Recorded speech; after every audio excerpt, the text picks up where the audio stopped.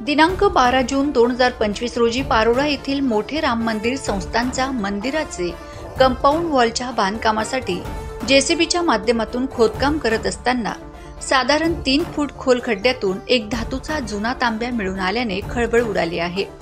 त्या तांब्यातून 180 तांब्याची आणि 8 चांदीची अशी एकूण 188 प्राचीन नाणी मिळाली आहेत। या घटनेची माहिती मिळताच पारोळा पोलीस स्टेशनचे पोलीस निरीक्षक सचिन सानप, तहसीलदार डॉ. उल्हास देवरे हे घटना ठिकाणी पोहोचलेत। या घटनेमुळे पारोळा शहरात आणि परिसरात मोठी उत्सुकता निर्माण झाली आहे।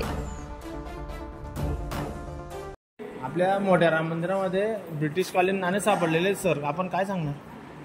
मोठे राम मंदिर संस्थानमध्ये आतल्या बाजूने संरक्षण भिंत बांधण्याचं काम चालू आहे। तर त्या भिंतीसाठी खड्डे करत होतो।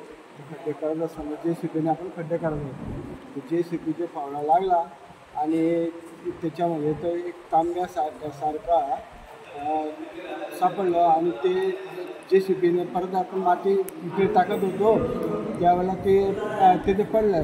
त्यावेळेला ते कॉन्ट्रॅक्टर होतं, त्यांना ते दिसलं। लगेच त्यांनी सांगितलं, मला सांगितलं, मी प्रशासनाला सांगितलं की असं काहीतरी आहे वस्तू।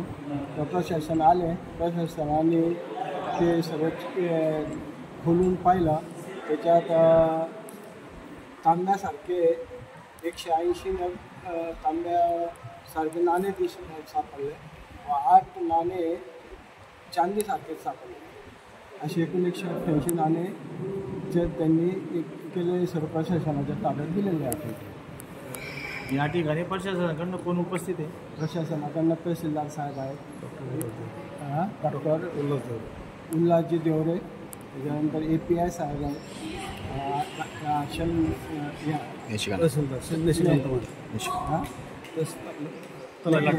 निशिकांत आप्पा आहे, माने आप्पा, आणखी त्यांचे सहकारी आहेत। हे नाणे कशाचे वाटते दादा तुम्हाला?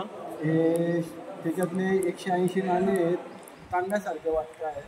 ते चलीन नाणे मुघलकालीन ब्रिटिश नाणे आहे असं वाटतंय आणि 8 नाणे चांदीसारखे वाटतात